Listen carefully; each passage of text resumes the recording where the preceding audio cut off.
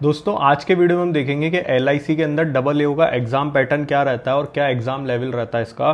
क्योंकि पिछले कुछ दिनों से काफ़ी बच्चे इसको लेके हमसे डिमांड कर रहे हैं। तो एक टॉपर टॉक भी हमने एक एलआईसी डबल एओ का डाला था नमन जैन का, वो आप जाके देख सकते हैं। उसका लिंक मैं नीचे डिस्क्रिप्शन बॉक्स में डाल दूंगा। उन्होंने बहुत अच्छे से सारी चीज़ें समझाई थी, तो वो भी आप जाके देख सकते हैं। और जब लास्ट टाइम अभी 2 साल पहले लगभग इसका जब नोटिफिकेशन आया था, उस वक्त अगर किसी का सिलेक्शन हुआ हो तो वो हमारे इंस्टाग्राम या टेलीग्राम चैनल पे पिन कर सकता है। क्योंकि हम वहाँ से भी कैंडिडेट लेने की कोशिश कर रहे हैं कि कोई एलआईसी डबल एओ का सेलेक्टेड कैंडिडेट जो है जिसका इंटरव्यू हम ला सके, जिससे लोगों की मदद हो सके।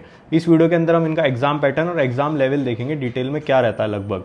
उसके पहले मैं बताना चाहूँगा कि टेक्स्ट बुक का नाम आप सभी ने सुना होगा, क्योंकि स्टार्टिंग के अंदर जब बच्चे तैयारी करते हैं तो ऑलमोस्ट सभी लोगों ने पिछले अगर काफ़ी लंबे टाइम का रिकॉर्ड उठा के देखे तो टेक्स्ट बुक का बहुत बड़ा रोल रहता है। इनका जो yearly text book pass pro है वो केवल 307 यानी 307 रुपीज़ में मिल रहा है। और आप अगर हमारा कूपन कोड लगाएंगे BRC10 तो आपको 12% एक्स्ट्रा ऑफ मिलेगा। इनकी सेल जो है वो 29 से 31 मार्च तक चलेगी। इसका लिंक मैं नीचे डिस्क्रिप्शन और पिन कमेंट में शेयर कर दूंगा, तो ज़्यादा डिटेल आप वहाँ से जाके इसकी देख सकते हैं। बात करें इनके सिलेक्शन प्रोसीजर की, एग्जाम पैटर्न क्या रहता है, तो देखो इन्होंने सीधा लिखा है कि 3 टायर्ड प्रोसेस रहेगा इसके अंदर। पहले आपका प्रीलिम्स होगा, फिर मेंस होगा, उसके बाद आपका इंटरव्यू होगा। अब पहले प्रीलिम्स को अपन समझ लेते हैं कि क्या चीज़ें इसके अंदर रहती है। देखो ऑब्जेक्टिव टेस्ट होगा, उसके अंदर रीजनिंग एबिलिटी के 35 क्वेश्चन आएंगे 35 मार्क्स के, और मीडियम ऑफ एग्जाम इंग्लिश और हिंदी दोनों रहेगा, आप जिसमें चाहें दे सकते हैं। इसके अंदर खास बात यह है एलआईसी की कि मिनिमम क्वालिफाइंग मार्क्स जो है वो एलआईसी पहले से ही डिक्लेयर करके रखता है। सेक्शनल कट ऑफ जिसे हम बोलते हैं, जैसे आईबीपीएस वगैरह में होता है उसमें सेक्शनल कट ऑफ पहले से डिक्लेयर नहीं रहती, लेकिन यहाँ एलआईसी पहले से डिक्लेयर करके रखता है। तो इसके अंदर इन्होंने वही SC ST PWBD की 16 नंबर कट ऑफ है और 18 नंबर मिनिमम क्वालिफाइंग मार्क्स इन्होंने जनरल कैटेगरी के लिए रखे हैं। ड्यूरेशन 20 मिनट का रहेगा। क्वांटिटेटिव एप्टीट्यूड के 35 क्वेश्चन रहेंगे, वही 35 मार्क्स के। इसका मीडियम ऑफ एग्जाम जो रहेगा वो भी इंग्लिश हिंदी रहेगा। 16 minimum cut off SC ST वगैरह की रहेगी और अदर्स की 18 नंबर कट ऑफ मिनिमम रहेगी। 20 मिनट का टोटल ड्यूरेशन आपको मिलेगा सेक्शनल। इसके बाद हम बात करें English language with special emphasis on grammar, vocabulary and comprehension.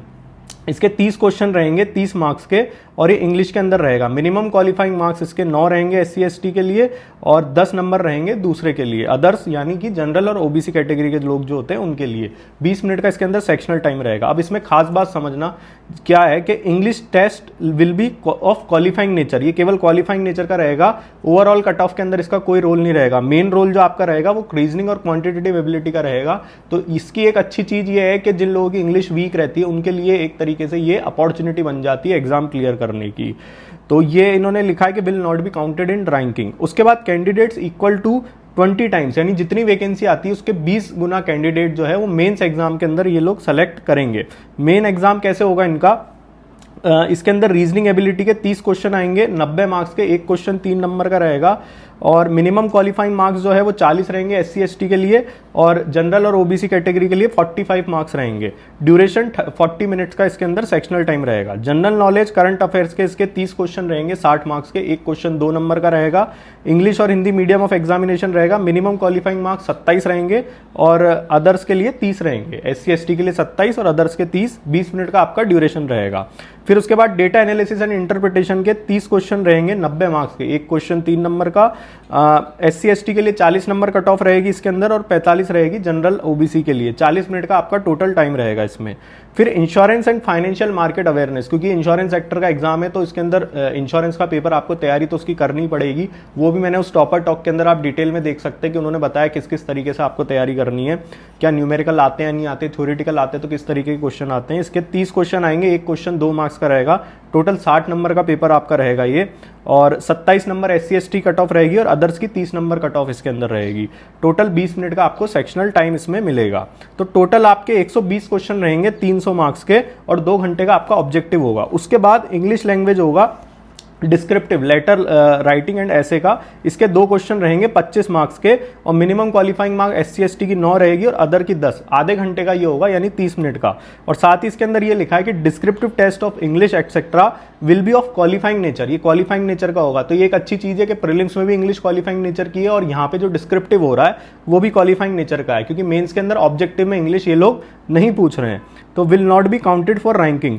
Descriptive paper only of those candidate will be evaluated who qualify in the objective part of the main examination. जिनका mains का objective clear होगा उन्हीं का descriptive जो है वो check किया जाएगा, ये इन्होंने स्पष्ट तौर पे लिखा है। अब बात करें इसके एग्जाम लेवल की, क्योंकि इनमें मिनिमम क्वालिफाइंग मार्क एलआईसी पहले से घोषित करके रखता है, तो काफी लोग घबराए हुए रहते हैं कि इसका मिनिमम क्वालिफाइंग स्कोर ही इतना ज्यादा है, जबकि मैक्सिमम बच्चे आईबीपीएस पीओ वगैरह के ही पेपर दे पाते हैं, क्योंकि उनके नोटिफिकेशन हर साल निकलते हैं। तो क्या कारण है कि इसके कट ऑफ इतनी ज्यादा रहती है? तो एग्जाम लेवल इनका जो रहता है वो आईबीपीएस पीओ एसबीआई पीओ जैसा हाई एग्जाम लेवल नहीं रहता है। इनका एग्जाम लेवल जो है मीडियम या उससे भी थोड़ा कम रहता है, इतना ज्यादा टफ नहीं होता है। इंश्योरेंस सेक्टर के पेपर जो रहते हैं, अभी लोगों ने यूआईसी वगैरह के पेपर दिए होंगे, एनआईसीएल वगैरह के पेपर दिए होंगे, इनका सबसे मुश्किल चीज ये होती है कि इनकी कट ऑफ जो रहती है वो हायर साइड रहती है, क्योंकि इनमें सीटें कम रहती है और एग्जाम लेवल इनका लो रहता है बैंकिंग के कंपेरिजन में, इसलिए कट ऑफ जो रहती है वो रेंज जो रहती है वो हायर साइड रहती है इनकी। तो इसलिए स्पीड और एक्यूरेसी का खेल इसके अंदर बढ़ जाता है, जैसे आरबीआई असिस्टेंट वगैरह में रहता है, तो वही प्लानिंग आपको उसी तरीके से यहाँ पे करनी रहती है। इसलिए जो बच्चे तैयारी करना चाहते हैं इस तरीके के एग्जाम क्लियर करने की, तो उनको जो तैयारी है वो मॉक टेस्ट वगैरह जो यूज करते हैं वो पीओ के ना करके क्लैरिकल वगैरह के ज्यादा यूज करें, जिससे आपकी स्पीड और एक्यूरेसी है जो है वो बढ़ जाए। पीओ की तैयारी भी साथ में जरूर करें, लेकिन अगर आपका पर्टिकुलर टारगेट ये है कि मेरे को इसी फील्ड के अंदर जाना है, तो उसके अंदर आप ये चीज ध्यान में रखें कि जिस तरीके का वहां पे एग्जाम का पैटर्न रहेगा, जो एग्जाम का लेवल रहेगा, मैं उसी जोन के अंदर तैयारी करके जो है वहां पे क्रैक करूं। और बाकी जो साथ में आईबीपीएस पीओ वगैरह की आपकी तैयारी चल रही है उसको अपने तरीके से कंटिन्यू रहने दें, क्योंकि ज्यादा नोटिफिकेशन जो है वो बैंकिंग के ही निकलते हैं, पीओ वगैरह की पोस्ट के या फिर क्लैरिकल पोस्ट के, तो इसलिए वहां पे ज्यादा जाने के चांसेस ज्यादा होते हैं। इस तरह के नोटिफिकेशन 2-2, 3-3 साल में एक बार आते हैं और इनका पता भी नहीं रहता है, क्योंकि जब ये रिलीज होते हैं तो ये तैयारी का टाइम 1-2 महीने से ज्यादा आपको देते नहीं है। तो जो तैयारी आपकी पहले करी हुई रहेगी वही तैयारी यहाँ पे आप एग्जाम जो है उसी से क्लियर कर सकते हो, इसकी अलग से तैयारी करने की आपको जरूरत नहीं है। इसके अलावा आपको और कोई डाउट है तो नीचे कमेंट बॉक्स में टाइप करें और हमारी चैनल को लाइक शेयर सब्सक्राइब करें। आप लोग का बहुत बहुत धन्यवाद।